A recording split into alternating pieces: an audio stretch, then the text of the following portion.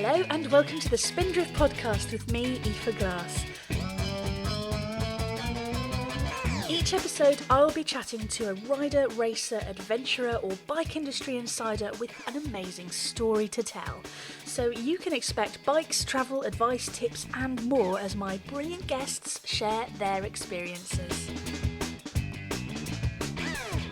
Joining me on today's episode is Katy Curd, mountain biker, coach, racer, full-cross world champion, and I'm looking forward to talking to her about her varied career, her coaching, her experiences, and what she's been up to lately. So Katy, thank you very much for joining me today. Thank you for having me along. So Katy, just to kick us off, can you tell us a little bit about what you're up to with life at the moment, where you are, what you're doing, what's going on? Yeah, so it seems a bit of a wild time recently. It's well, yeah, same for everybody with the pandemic going on. It just seems like a whole new way of living life. But yeah, I kind of accidentally finished racing maybe 2 or 3 years ago.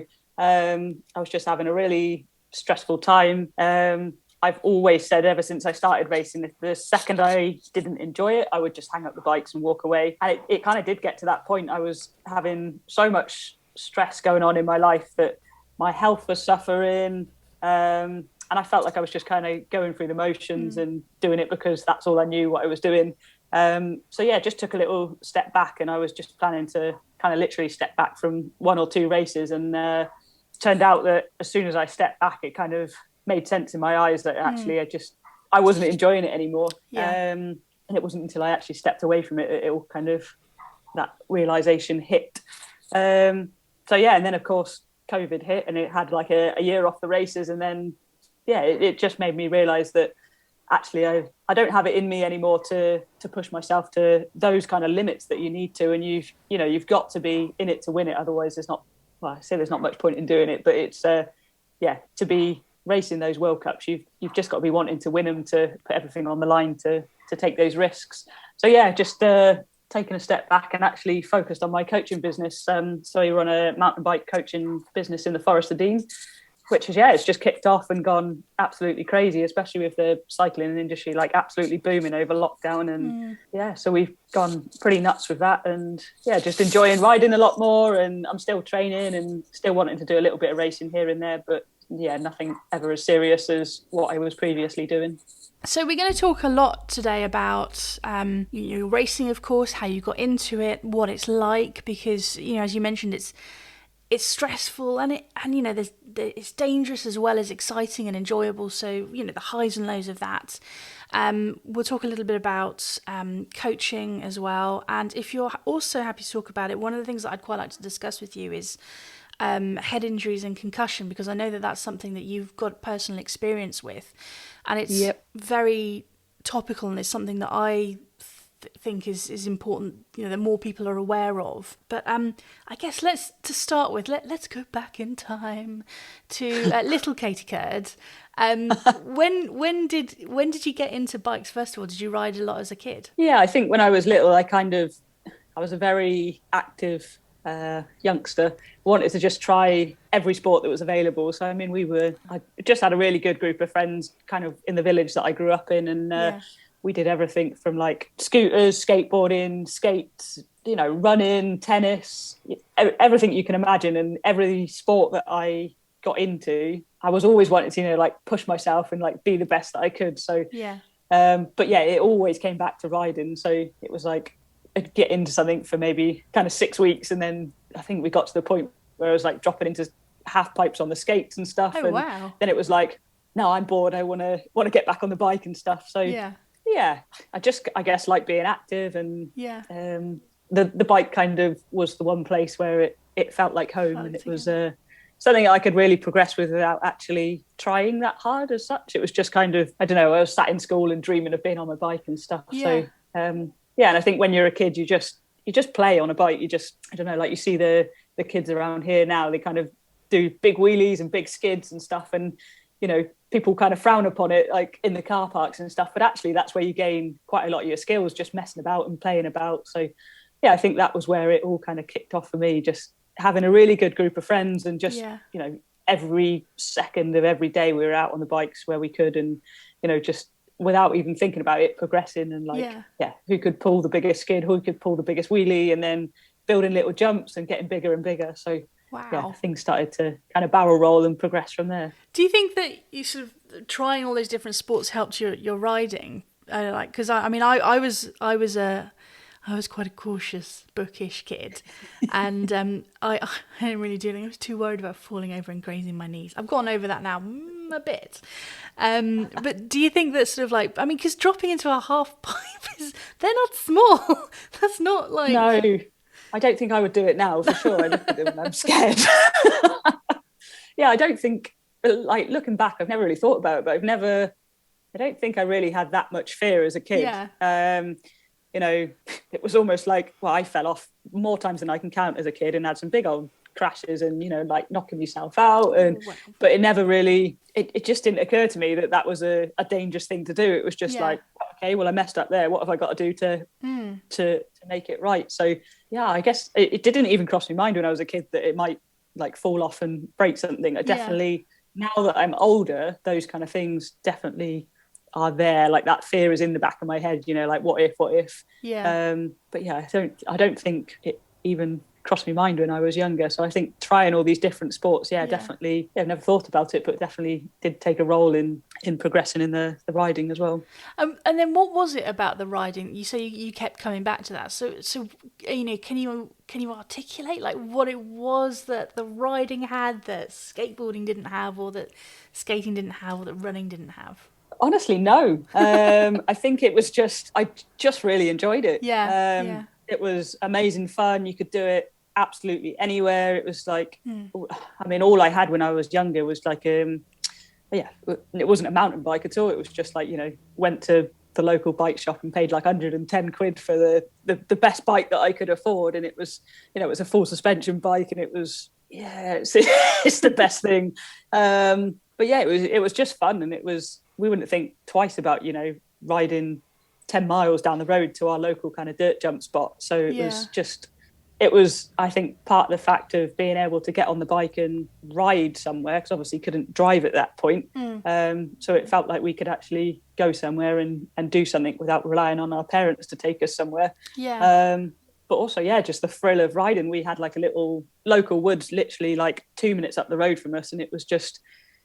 sometimes we'd literally just ride up to the woods and maybe just go and make a bonfire in the woods or something. So it was just like an escape, being outside and then 10 minutes later we'd jump on the bikes and do a skid, and then come back and sit at the bonfire or something. So it was it was just a nice, chilled kind of good group of friends to grow up with. And like, were you aware of like sort of mountain biking culture when you were little? Because my partner got into bikes when he was like 13. He has told me about the fact that he remembers like reading magazines and like saving up and getting videos, and then like watching segments and then trying to build North Shore, probably the world's sketchiest North Shore, in his local woods, and getting chased by the rangers and stuff like that. So that was kind of what inspired him to sort of get more into it. Did you have something similar, or was it purely driven by like your own like interest and passion? I think it was more like the passion more than anything. I think the one thing that did play a big role for me was Mountain Bike UK Magazine. Yes. So it sounds really silly, but I used to get it as a kid. And actually I lived near Bath where they actually published the magazine, and the people that used to kind of work in the magazine then came and shot in our local woods quite often. Oh, wow. So of course, when I was 14, 15, 16, young girl kind of riding, I would bump into them quite a lot. And of course, then I would read the magazines and see what they were shooting and stuff. And they did help us out, and they played a massive role in my career, basically. So Doddy, the guy Andrew Dodd, who's gone into work in GMBN now, I think. He kind of helped us out quite a bit when I was younger. And, he'd started off bringing like a pair of sunglasses up to the woods every time he would come up there. And if I was there, he'd be like, hand off these sunglasses and say, look, here's this. And that gave me a lot of motivation anyway. Yeah. And then he would bring up a helmet, because I was one of those idiots that never used to ride with a helmet, and said, look, here you go, it's a full face helmet. So then I never took this full face helmet off my head. And yeah, the next time he came up, he actually gave me a bike, which was insane. Wow. So yeah, it was a massive full suspension Norco, and I was like, no way. So I thought, I'd have it just for the time that he was up there shooting, and no, he said you can keep it for the year, and yeah, see how you get on with it. So wow. yeah, they played a huge role in me getting into stuff, and they kind of kicked off, I guess, my racing career as well, because they said, why don't you come up to Scotland? There's a race going on up there. Don't want you to participate, but look, at least come up and kind of see. And they had like a competition going on up there. I had no idea what I was doing when I was racing. Like I didn't even know races existed. So it was just, for me, it was just like, wow, I didn't even know the difference between a mountain bike and God knows what else. So I got my dad to drive me all the way up to Scotland into Innerleithen, and of course didn't really know what racing was, but bumped into some of the people that I actually saw in the magazine. So like Tracy Moseley was one of them. It was the first time I met her, and like Rob Warner. Yeah, and I kind of bumped into a couple of those people, and Rob Warner saw me ride there and then and got on the phone to Giant, and at the end of the day offered me a sponsorship deal with Giant. So yeah, it was it's kind of right place, right time, and I wouldn't have been up there if it wasn't because of Doddy and because of MBUK. So it's I didn't have a dream that I wanted to be a racer or anything like that. It all kind of just barrel rolled and right place, right time, I guess. An amazing story. I didn't know that, Katie. That's so cool. And all of those, sort of amongst all the legends of cycling as well in the UK as well. And it sort of, I guess it gives, people talk a lot about mountain biking it can be quite a friendly, accessible sport. Like, people in it can be quite supportive, and that sort of seems to bear out by your experience there. Yeah, definitely. It was when I was younger, well, probably still am now. I was super shy, so I wouldn't even, I was scared to look people in the eye. And yeah, I just remember kind of getting up to Scotland, and Steve Bear was up there taking photos, and we bumped into Tracy Moseley, and he was just like, oh yeah, let's get a picture with, like new and old. And she was like, right, just chat away to Tracy. And I just looked at her, I was like, like don't even know what to say. Just I didn't even kind of realize how much of an inspiration she was at that point, but just because you've seen someone in a magazine, you just think, wow, like they're a total star. And then it just so happened she's been a massive inspiration for me my entire career, and helped us out loads as well. So it is all of these kind of big names now that when I actually met a load of people, we didn't really have a clue who they were, and just started to, when I was getting into the sport more, it was like, oh, okay, right, I realise now who I'm talking to and what's going on. So, but it is, like you say, everybody's so friendly, so down to earth. It's not often that you actually meet someone that's rude to you out on the trails, or mountain biking is just such a friendly sport. And so you kind of, from the sounds of it then, kind of accidentally fell into or was brought into racing without sort of it being a massive ambition for you. So what was it like then when you first started going to races? Like, can you remember what you were thinking, what it felt like? Yeah, I can remember pretty much every race. And because I didn't know much about racing, those first races were actually the best races for me. So again, fairly funny story. Every single race or big race that I've done, so the first national race I did happened to be national champs. Wow. Again, had no idea what national champs even meant. So as I entered it, again, Rob Warner was just like, enter this race, it'll be fine. It's at this location, just turn up and ride down the hill. And I was like, right, yeah, okay. So I did it. And I think it must have been Mulfrey, I think. And that's all I did. I kind of turned up, rode down the hill. And then suddenly I think I was the only junior in the category at that point. But I won junior national champ. So I was like, right, cool. I don't know what this means, but it's great. And then from that race, got selected for world champs. So because I was junior national champion, I did 2 more nationals after that. And then I got this letter through to say, you've been selected for world champs. If you want to go, here's all the details and blah, blah, blah. And that was up in Fort William. So again, I was like, this seems cool. Didn't understand like how big world champs was. So I turned up to like Fort William, drove, that was the first big drive I've ever done on my own. I think I was 17, and turned up to Fort William, and literally it's Helen Mortimer who was the team coach at that time. And, I was so shy again, didn't really want to say hello to anybody or didn't really know what a big deal world champs was. So I just remember being at the top of the hill, and it was freezing cold, hammering down the rain, and I just remember them kind of pushing me up to the start almost in a massive coat and just said, all you've got to do is ride down to the bottom. I was like, right, yeah, okay. So just kind of like set off from the... Yeah, exactly. Literally set off from the start hut and rode all the way down to the bottom. Little did I know that there's like people waving these red flags at me. Oh. And I was like, oh, what are these? Okay, so just carried on going. Yeah. I was in the same category as like Miriam Nicole at that point. We were in the juniors together, and it was the person before me had actually crashed on a tiny little wooden bridge. Oh, no. So I like kind of stopped and scooted past her and then just carried on down the hill, got down to the bottom of the hill, and everyone's just going absolutely wild. And I was just like, right, I don't really know what's going on right now. There's like 20,000 people shouting my name, and I'd come down in first, and I was like, right, okay. So I had one more person to come down behind me. But then I had people going, well, how does that run count? You were red flagged down it. But I didn't even know what a red flag meant. It was like, that was how new I was to racing. So people were waving these red flags. I just kind of didn't really know what was going on. So just rode all the way down to the bottom, and then my time counted. So they gave me the option to go up again and try my run again. Yeah. But I think Helen Mortimer, it might have been Will Longdon at that point, just said, I would stay there because the worst you've got is a silver medal right now. So, I mean, that's not terrible. But yeah, now looking back at it, I'm like, wow, that was an insane race, world champs on your home turf. Yeah. But I didn't have a clue what I was doing. It was literally just like turn up, ride, and what was it like? Was Fort William as big or bigger then? Because I've only started going to, I think my first, not racing, obviously, attending as a spectator or for work purposes was 2014. And like the first time I went, like, because I'd not really been to a big sporting event, I was like, oh my god, this is amazing. I mean, I was lucky because it was sunny as well, but there are loads of people, and then there's the pits, huge pits area, like you can wander around. There's all these pro racers like just there with very serious faces getting like ready to go, which is totally fair enough. I was like, this is incredible.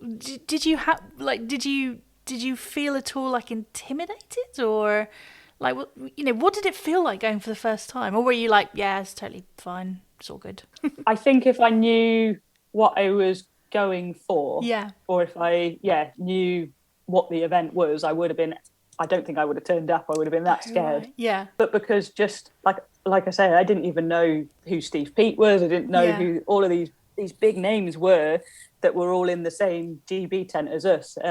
So to me, it was just like, these great big lorries. It's a pretty big event. I can tell that. I was shy just saying hello to God knows who next to me. It didn't matter who they were. So actually, the more I've got older and the more I'm kind of heading into World Cups and having that experience, actually the scarier it's got. So looking back at that event, I was the most chilled I think I've ever been, even though I was scared just because I was shy. I wasn't scared because of the event, just because I didn't know what I was doing or how big it was. So I guess you're just thinking about like the normal interactions and then getting down the hill rather than the gravitas and magnitude of what was going on, which would scare the poo out of me if I was in that position. And I think if you've got like a massive goal, like if you wanted to win world champs, or you've got that aim and ambition, I literally had nothing, because I didn't even want to be a racer. It was never in my mind. So it was just the fact that, I'm riding in a cool new place, and I've got this brand new like downhill bike from Giant, and so it was it's all just a bit weird. So I mean, those are the early days, and then so racing becomes your career, and you learn more about it. You begin to know what those red flags mean, presumably. Yep. How did racing change for you then as you got more into it? Did you have specific ambitions? Did you start training? Yeah, I think as I got a little bit more into it, it was a little bit different for me, because if I had stuck to the downhill racing, I feel like I may have progressed a little bit more than I have done. But then I kind of dabbled in the four-cross for a little bit as well. But even in both sports, there was definitely a point of like, right, I actually feel like I could achieve something in this. There was a point where I was just like, oh no, I feel like I'm I'm okay on a bike. We could actually get a result now. Yeah. And it was at that point I was kind of going out and seeking a little bit more help, and I realized I couldn't do it off my own back, and was kind of seeing the support that some of the teams gave. Yeah. But then realized that I needed to put in the effort to get that help in the first place. So yeah, I started training and started working with various different coaches and trainers, and put the work in myself, and then the results started getting better and better. And that's when the nerves started creeping in, when you just start putting a little bit more pressure on yourself, not from anybody else, but actually because you've put in the work, and then you know that you can achieve something, so then you just kind of, you want to prove it to yourself. So yeah, I think that's where things started to get a little bit more serious. And of course, when people are putting support into you, like sponsorship and stuff, they don't expect stuff. I've never had the pressure from outdoor like sponsors and stuff like that, but you just feel like you need to kind of give back to those people as well. Yeah, no, that sounds fair enough. How do you manage then the nerves? Because there must be a fine line between sort of nerves and adrenaline that sort of aid your performance without it tipping over into inhibiting your performance. Have you managed to find the balance? Some races yes, and some races no, and there has been a massive difference for me. But I think the biggest difference for me is having a focus. If I am focused on the result, everything goes tits up, shall we say. I put too much pressure on myself. It doesn't become fun. It just feels way too much, basically. Yeah. A big kind of turning point for me was when I got selected for the 4-cross World Champs. And Will Longdon was kind of the team manager then, and he helped us out loads, and he could see that I was literally like a bag of nerves. So I got into the final, and I was just sat at the top, like just walking backwards and forwards, didn't know what to do. And he just said, sit down. All I want you to think about is getting to that first corner first. So I literally did. I just sat on my ass and and I was just watching every racer come past. And he's just like, you need to get to that berm before anybody else. And I was just like, right, okay. So I had that focus. So when I left the gate, my aim was to get to that first corner first. And then before I knew it, I was just like, oh my God, we're in the race. We're in the final. So then it was like, you kick in from that point. But if I was just sat at the top thinking, oh my God, what am I doing? Those nerves start building. So giving yourself a focus suddenly kind of strips the nerves away. On the good races that I had in the downhill, that was my focus. Basically, I had certain points all the way down the track that I would just kind of use to piece my way down. So as I get into that corner, I'd think about the next thing, and then the next thing, and then the next thing. So it was like just adding little pieces of the puzzle all the way down, rather than going, right, I need to get to the bottom as fast as I can. I need to get, the number one player. I need to get there. And that's when stuff starts going wrong for me, for sure. You've done a lot of races in a lot of different places. Do you have any particular, either the races themselves or the locations that you're like, oh my God, I just loved that. That was a brilliant experience. Obviously the winning ones, I should imagine, the ones where you've got good results, but like any other sort of places where you're like, oh, I just really liked riding there. Yeah, there's been loads over the years, and I think, like you say, it's obviously the wins are great, but actually there's been loads of races where I've not had the best result, but still had the best time. So thinking of like the UK races, well, definitely Fort William. I mean, to be honest, I'm not the biggest fan of racing that track, but when I got on the podium for the downhill stuff and like a lot of the 4-cross stuff, it's just been the best thing in the world, like just because of the atmosphere there, and it's your home crowd, so everybody just goes wild for you. There's just nothing like it, coming into like the arena, and it's just like literally 20,000 people kind of like shouting your name, or everybody just going nuts. It's pretty insane. But in terms of tracks, we've got like Llangollen here in mid Wales, North Wales, that kind of stuff where it's like really steep. That's kind of my go-to trail. Absolutely love that. And Chambéry in Switzerland was, I think I only raced there once, definitely, maybe twice. That was still my most favorite race to race, I think, just because it was like super steep. I just loved it. It's cool. It's got some good memories, just because I'm just having fun on the bike, rather than I kind of forget it's a race at that point, which is, I guess, what you want it to be like. Yeah, just everything comes together and you're in the zone doing what you do, rather than thinking about external factors. Yeah, massively. Yeah, and obviously the better you get and like the more support you get, those factors have to come into place. But actually, from my point of view, it was more a fact of, I need to be enjoying this, otherwise there's not much point in doing it. It's true of a lot of things in life. Yes, exactly. Well, if you've got the luxury of choice. Yeah. So going back to Fort William, and I know I go on about Fort William a lot, but I just really like it there from a spectator's point of view. And it's also because I've not been to that many other locations, so, forgive me that. And sort of, I guess, racing more generally, how aware are you of what's going on around you when you're racing? So, you're at the start gate or the start hut, you're ready to go. Are you aware of what's going on around you at that point and when you're going down the track?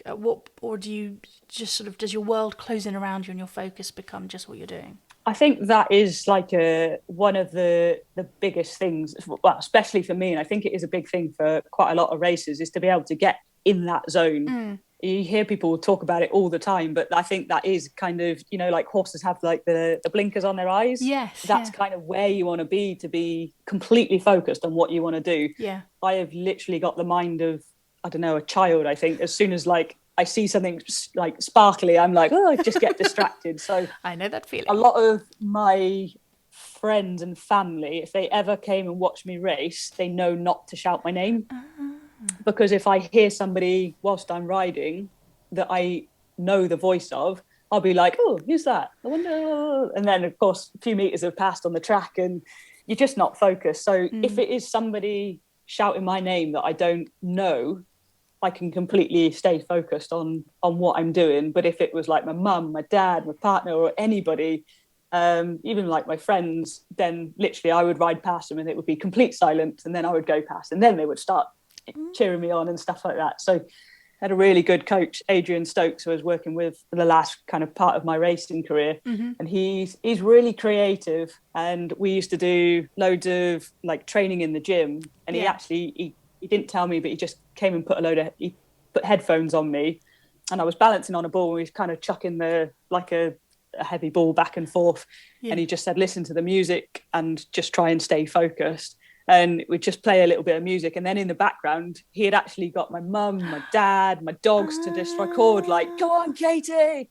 So that was really good, kind of training with that noise to just try and block that out. So then when you actually get to the races, it becomes a little bit more normal, which was, it was really cool. And it was, because he didn't tell me it was happening, it was like, ooh, what was that? But he had gone absolutely over the top with, well, not over the top, but done everything he could, just completely random people, like that we wouldn't even think about, like my chiropractor and stuff. They were getting them to like shout my name, and just, he must have had like 20, 30 people just in this recording, which was, it was really cool. So that helped me a lot. Sure, to stay focused. That's such a good idea, like, because I hadn't really thought about that fact. Like, I guess I was aware of like people would be shouting, but of course shouting your name, and I think everybody has a kind of almost automatic physical response to hearing your name. You're so used to responding to that it must be so hard to like not, like you almost don't even think about it. It's automatic.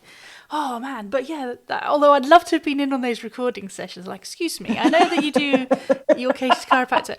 Could I just ask you to yell, go on Katy, down the phone? That would be really helpful. That was when my dad came on and he just went absolutely nuts. And I was like, oh, Dad, go on now. I was like, oh God, like, he must have just... Have you kept the recordings? You should use them for motivational purposes. That would be brilliant. Just when you need to G yourself up, you could just play that and it's all your favourite people going, come on, Katy. I'll have to ask Adrian for it. I think you should do that. I totally think you should do that. I think it'd be really good for like getting ready for stuff. Like, I'm amazing. I can do this. Like for me personally, because I'm not a racer, I've tried minimally. It was a total disaster.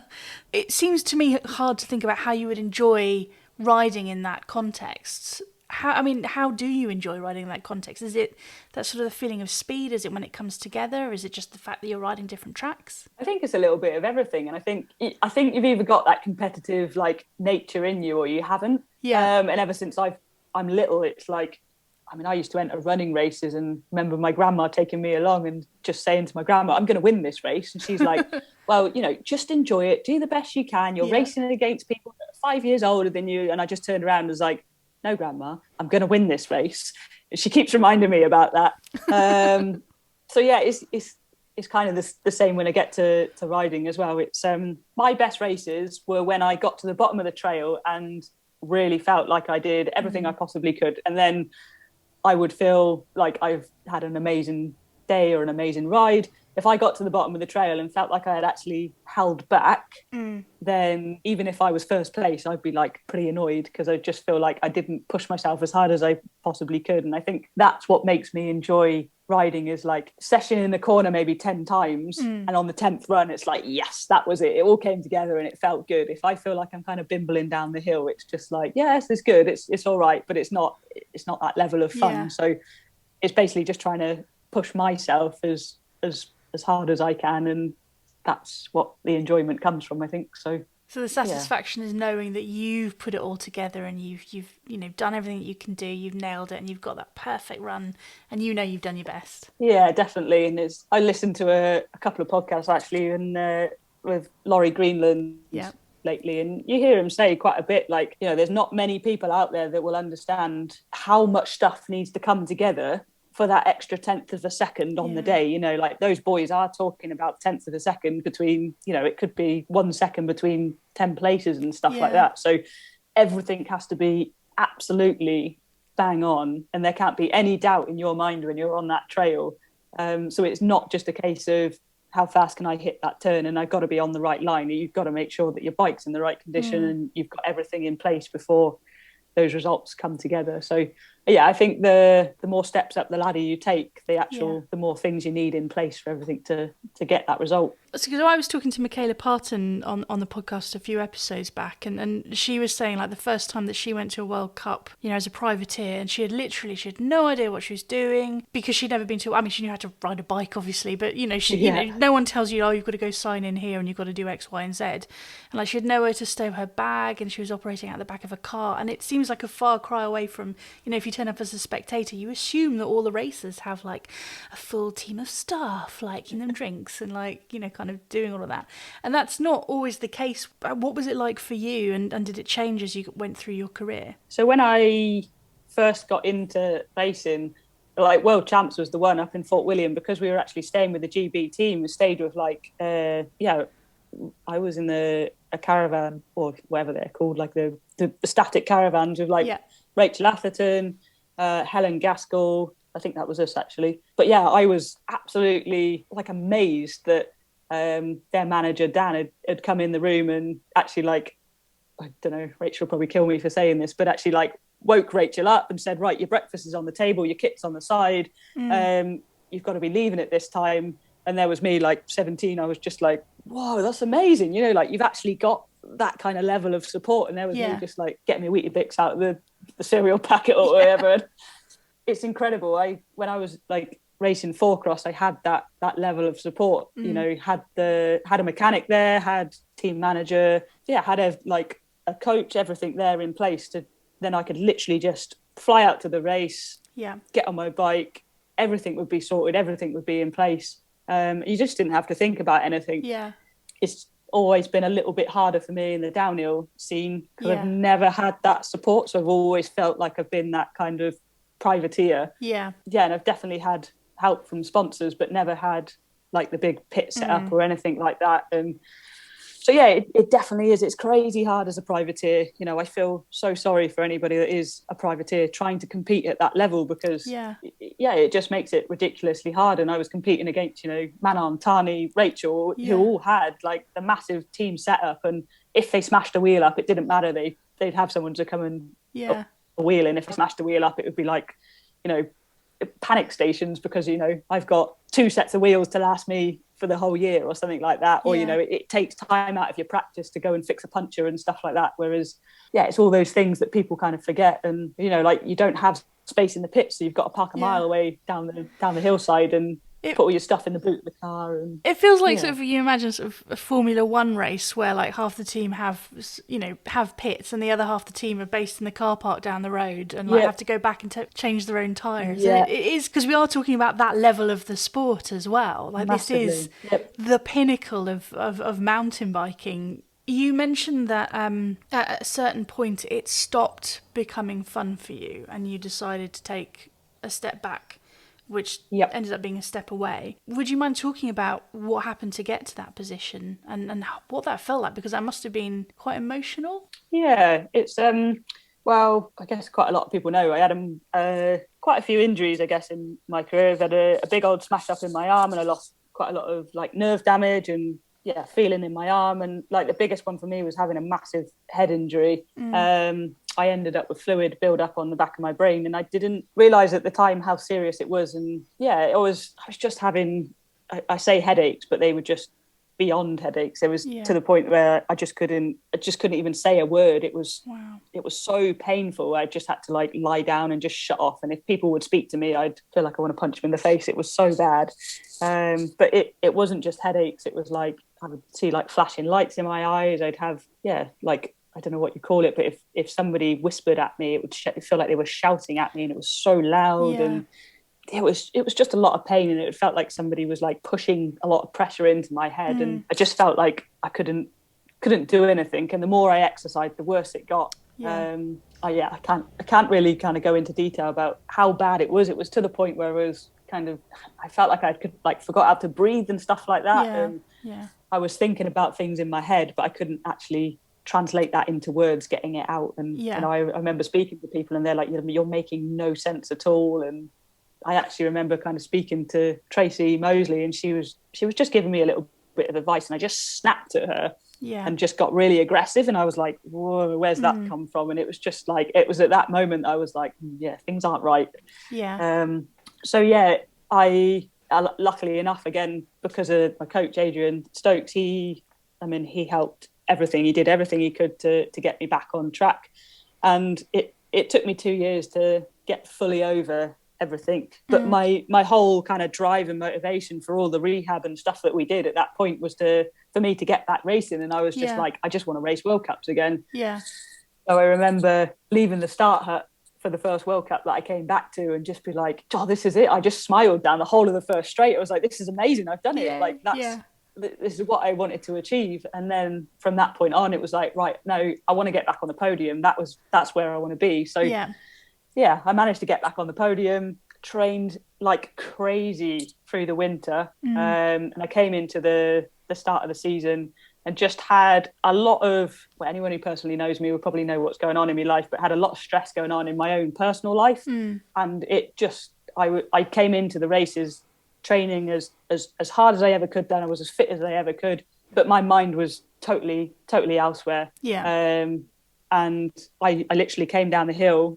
felt like I'd gone as fast as I possibly could, and barely qualified. And I was like, okay, I didn't enjoy that. It was a struggle. I'm not even here to, I wasn't focused on racing at all. My mind was just completely all over the place. And then I went into the next World Cup, and again, the same happened. I was like, I literally barely qualified, and I can't go through the year like this. And that was the point I kind of took a step back.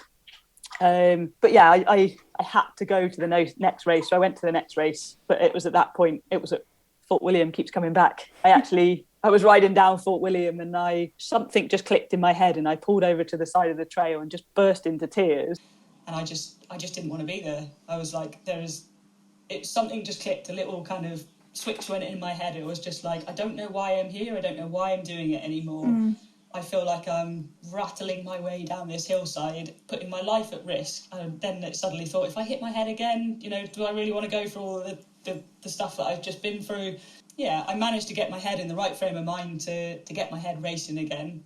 Set off the start hill, had an amazing split time, and then just had a big old crash into one of the corners. And it was just at that point I was like, nah, that is it. I'm done. I can't do any more racing. And I think once that kind of switch has gone in your head, it's hard to get it back. And I just thought, I'll take a couple of races out and get my focus back on track. But as soon as I stepped away, it just kind of opened my eyes of like, racing isn't the most important thing to me at all anymore. It's I wasn't enjoying it, and like I said, I was kind of just going through the motions because that's all I knew. I kind of took a step back and started doing other things, like stuff that I've never done before. Like going to the beach on a hot day, or going out and seeing your friends, or riding your bike for fun. Like it just yeah, I've just started to enjoy life a little bit more. I'm watching the races now, and I keep remembering all the good stuff about racing. And do I want to go back? I'm like, But yeah, I definitely want to get back into the race scene. But actually, I think I'd rather get back there now as a coach rather than a racer. I think so. You've got so many other interests, so many other things going on, and if you can get back into the sport in a way that suits you now, then that sounds like it would satisfy that itch. Definitely. I think you hit the nail on the head, just saying, like, you have to enjoy what you do. My coaching now, like, I go out mountain bike coaching 5 days a week, and people say, oh, you're going to work, and it's like, I generally don't feel like it's work at all. It's just, I call it coaching. I'm like, I'm going coaching, I don't go to work. Because it doesn't feel like a job. I absolutely love it. And I think when you can get out of bed and say you 100% love what you do, then you're in the right job, or you're doing the right thing. And I generally do, even in the winter when it's, you know, cold, wet and miserable. It's still the same. You're still helping someone to kind of achieve what you're doing. And it's a massive passion of mine is riding. So to see other people love doing that, it's really cool. So yeah, I mean, I haven't done many jobs, but I don't think I'd be able to stick out an office job. I just think I'd be absolutely miserable. So people always say to me, oh, you're so lucky, or, you know, like, yeah, you're lucky to live where you do and stuff. It's not luck at all. We've made massive choices and sacrifices, and, you know, we've been in, you know, it's not a massive money maker being in the industry like this. It's the lifestyle, and it's just fun. It's a good lifestyle. When did the coaching come into the equation? When did you decide that that's what you wanted to do? Yeah, I've been coaching for probably 11 years now. It feels like forever, but yeah, I kind of just did it as a little part-time thing for a while. I was working in a pub as a chef, and kind of somebody asked me if I would go along and coach a group of school kids at the BMX track, and I was like, with no idea how to do it, but yeah, I'll give it a go. I just came away from that session absolutely loving it. There was a whole group of like 30 kids that just came away buzzing from the session, and I was one of those people just buzzing as well. So I looked into it a little bit more and did like a coaching qualification, but like I say, it didn't help that I was shy as anything at the time, so it was trying to instruct people when you're actually quite shy was quite a hard thing to do. But yeah, every session that I did, I found that I loved it, even if the person didn't. But no, it was. I'm sure they did. Yeah. Do you think that your passion for getting kind of the right line and practicing corners and analysing your own riding has been important for your coaching then later on? Like, it's meant that you're able to sort of break down what people are doing? Yeah, I think the funny thing is there's no, like, every like qualification out there for mountain bike coaching doesn't really go into detail about how you need to coach. They kind of just go through the motions of your basic skills, but there is no like mountain bike coaching out there. So everything we've done, we've had to kind of learn ourselves. We're coaching some people that are racing themselves, and it's like, well, how do you make them faster? It's not, you can't just tell them to hit a corner faster, or, you know, like, go through the skills you need to go through that corner faster. It's everything that's surrounded by that as well. So you've got to understand everything that is involved within that race to help out someone that's trying to achieve winning races as well. I think the other thing that's important in coaching, having had coaching in lots of different fields, like different sports and stuff, I'm still not particularly good at any of them, but, you know, had coaching, is and I think a good coach is really good at not just seeing what you need to do and how to do it, but getting you to understand that. And you are very good at that. Like, you're really good at, but you are, like, I've disclaimer, I've had coaching from Katy several times. But you were always really good at kind of explaining it to me in different ways that worked for me, and sort of adapting to the individual as well. So I think there's that whole understanding of what it's like from the coachee's perspective, as well as, you know, how do you get them to understand?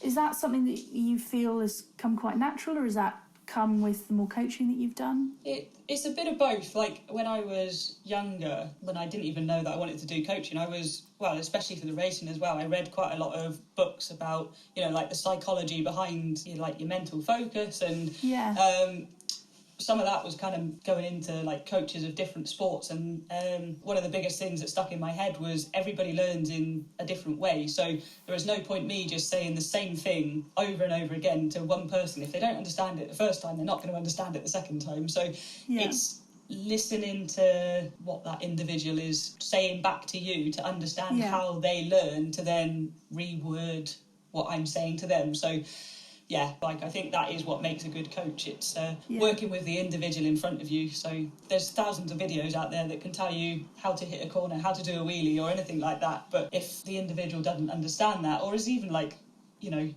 there is a couple of like key skills are needed, but actually there could be a slight little tweak that rider needs themselves to actually implement all of these skills in the first place. So it's definitely not come natural to me. It's something that I've worked quite hard at. We've obviously had a huge influx of people into mountain biking due to lockdown, which is fantastic. Yes. And so you're coaching like complete beginners, and you're coaching athletes as well, who are, you know, the difference between someone who wants to learn how to get around a berm corner, which I had massive issues with most of the first few years, especially turning right. I could turn left, I couldn't turn right. I wasn't an ambi turner. Are there any kind of uniform hints and tips you can give people, or things that riders need to be aware of, whatever they're doing? Like, what are the biggest factors that affect how well someone can ride a trail?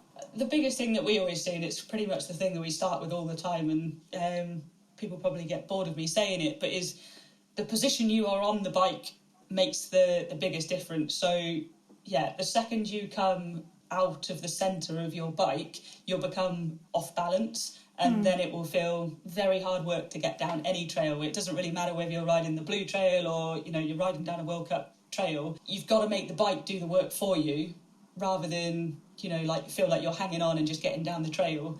And that is that position. You've got to be like central on your bike. You've got to be putting the weight in the right place. And once you do, I mean, you look at all the thousands of pounds that has gone into all of like the geometry of all the frames and the bike and the testing. If you're literally hanging off the back of your bike, the bike is not going to work. And obviously everybody has a different riding style. But yeah, you've just got to make sure that you are in the right position to start with, to get everything else working, to be able to jump, drop, ride a turn. Yeah. You've just got to feel comfortable on the bike. Yeah, for sure. And that's kind of the biggest thing that we coach, no matter, like we start people on, you know, nice simple trails and then start them going down more technical stuff, and you'll just see that position change the second you get scared. That position changed massively. So it's just trying to really honing in on that whilst you get into those more and more technical trails. So just to finish up, because we've been chatting for ages and we could chat forever, totally forever. But, you know, the sun is shining and there's bikes to be ridden.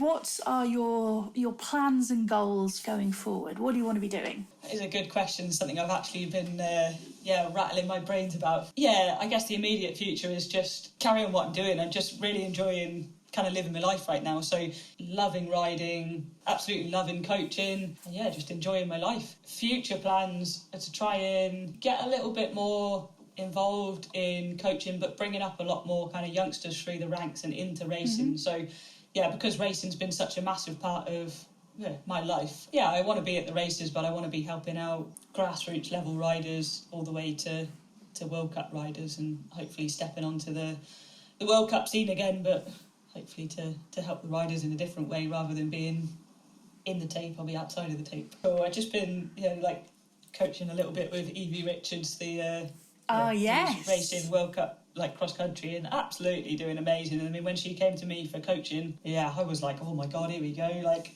what do I coach Evie? She's already winning World Cups. But yeah, it's been amazing fun, and actually watching the progress in her over the winter, and then watching her at the races is like, yes, no, this is amazing. So yeah, it is cool to be on the other side of the tape. Katy, that's all we've got time for today. Thank you so much. It's been an amazing chat. Hopefully we can have another catch up again in the future. But I've really enjoyed talking to you. There's so much more we could have talked about, so we'll definitely have to have another chat at some point. But for now, thank you very much, and enjoy riding in the sunshine. Will do. Thank you very much for having me on board.